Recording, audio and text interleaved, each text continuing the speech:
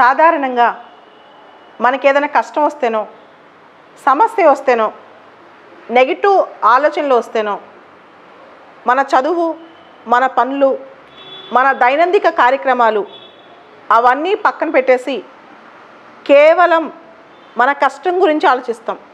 మన నెగటివ్ థాట్స్లోనే మనం ఉంటాం. ఎప్పుడైతే మనకు సమస్య వచ్చిందో, ఎప్పుడైతే మనకి ఒక నెగటివ్ థాట్ వచ్చిందో, ఎప్పుడైతే ఏదన్నా క్లిష్టమైన పరిస్థితి వచ్చిందో అప్పుడు ఆ రోజు మనం ఇంకా ఎక్కువ కష్టపడాలి. మన ఆలోచనలన్నీ, మన ఏకాగ్రత అంతా మన లక్ష్యం వైపే పెట్టాలి.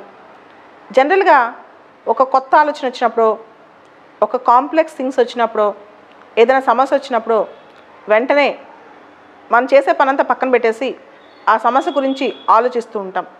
కానీ ఎప్పుడైతే సమస్య వచ్చిందో అప్పుడే మనం చేసే పని మీద ఎక్కువ ఏకాగ్రత మనకు ఉండాలి.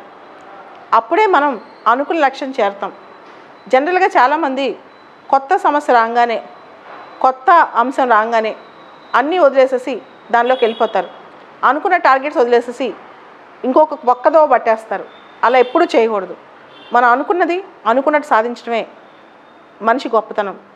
కొత్త సమస్య రాగానే, ఏదైనా ఒక కొత్త ఆలోచన రాగానే, కొత్త సవాలు రాగానే లైఫ్ అంతా కాంప్లెక్స్ చేసుకుని, మైండ్ అంతా కాంప్లెక్స్ చేసుకుని, ఏదేదో ఆలోచనలతో మనం అనుకున్న లక్ష్యం వదిలిపెట్టి మాత్రం మనం కూర్చోకూడదు. మైండ్ బ్లాంక్ చేసేసుకోకూడదు. కొన్ని సందర్భాల్లో కొన్ని కొత్త సమస్యలు ఎదురైనప్పుడు మైండ్ అంతా బ్లాంక్ అయిపోయినట్టు, ఏది గుర్తులేనట్టు, ఏబిసిడీలు కూడా, అక్షరాలు కూడా గుర్తురానట్టు ఉంటుంది. అది కేవలం తాత్కాలికమే. మన ఏకాగ్రత, మన మనసు మన దగ్గరే ఉంటుంది.